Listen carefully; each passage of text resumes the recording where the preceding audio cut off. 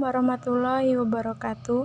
Perkenalkan, nama saya Dayu Kinasi Puspitasari, NPM 1811060161. Saya dari jurusan Pendidikan Biologi Universitas Islam Negeri Raden Intan Lampung. Nah, di sini saya akan menjelaskan tentang pencemaran air. Yang pertama itu ada pengertian pencemaran air. Pencemaran air itu adalah suatu perubahan keadaan di suatu tempat penampungan air seperti danau, sungai, lautan, dan air tanah akibat aktivitas manusia. Nah, danau, sungai, lautan, dan air tanah adalah bagian penting dalam siklus kehidupan manusia dan merupakan salah satu bagian dari siklus hidrologi.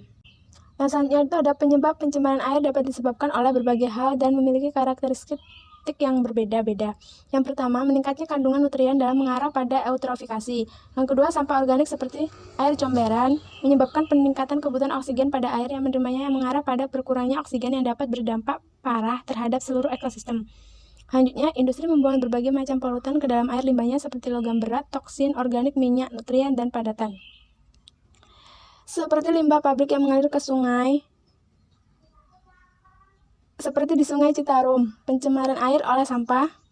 Nah, yang selanjutnya ada dampak penyebab pencemaran air di lingkungan sekitar. Itu ada pencemaran air berdampak luas, misalnya dapat meracuni sumber air minum, meracuni makanan hewan, ketidakseimbangan ekosistem sungai dan danau.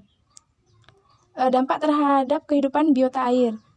Yang banyaknya zat pencemaran air pada limbah akan menyebabkan menurunnya kadar oksigen terlarut dalam air tersebut. Dampak terhadap kualitas air tanah. Pencemaran air tanah oleh tinja yang biasa diukur dengan Faycal coliform telah terjadi dalam skala yang luas. Selanjutnya, dampak terhadap kesehatan. Itu ada air sebagai media untuk kehidupan mikroba, air sebagai sarang insekta, jumlah air yang tersedia tidak cukup. Dampak terhadap estetika lingkungan. Dengan semakin banyaknya zat organik yang dibuang ke lingkungan perairan. Yang selanjutnya ada pengendalian pencemaran air. Banyak hal yang biasa kita lakukan sebagai cara penanggulangan pencemaran air. Yang pertama, sadar ada kelangsungan kesediaan air, tidak membuang sampah ke sungai, mengurangi intensitas limbah rumah tangga, melakukan penyaringan limbah pabrik, pembuatan sanitasi yang benar dan bersih.